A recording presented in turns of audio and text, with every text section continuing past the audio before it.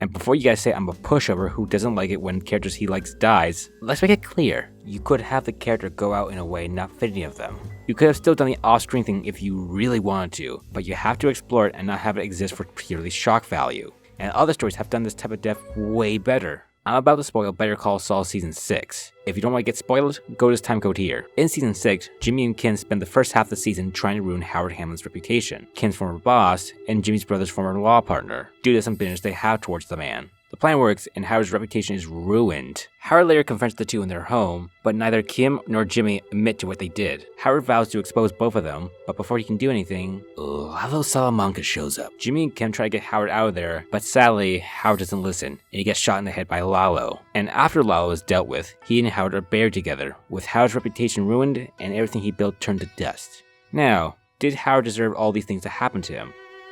No.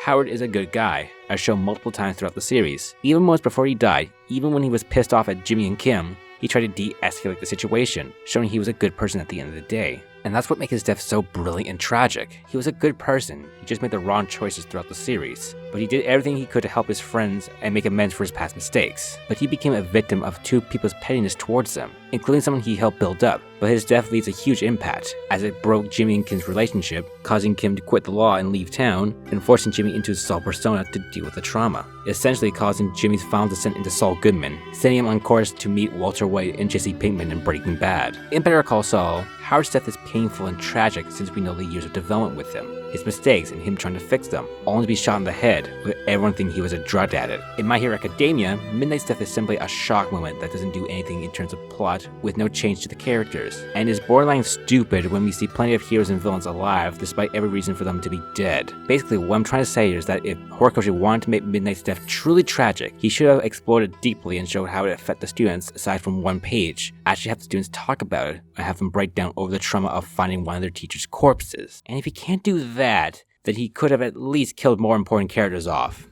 Now if you skip to this part of the video, we shall also go over the multiple characters who should be dead. This includes, but not limited to, Pixie Bob, should have been dusted here, 13, also should have been dusted here, Gran Torino, should have been killed by the sheer force of Shikaraki's attack, Bako definitely should be dead from these wounds and fighting while injured, Mr. Compress should be dead by the blood loss of losing half his ass cheek and still taking blows, and a few villains, like Redestro and Genton, while they weren't in certain death situations, it would have been appreciated if they were killed off. Back to the point, so all these fake outs make Midnight's death cartoonish when you see all this bullshit right next to her, since there's no way everyone but Twice, Midnight, and Crust, the characters people care about, didn't die.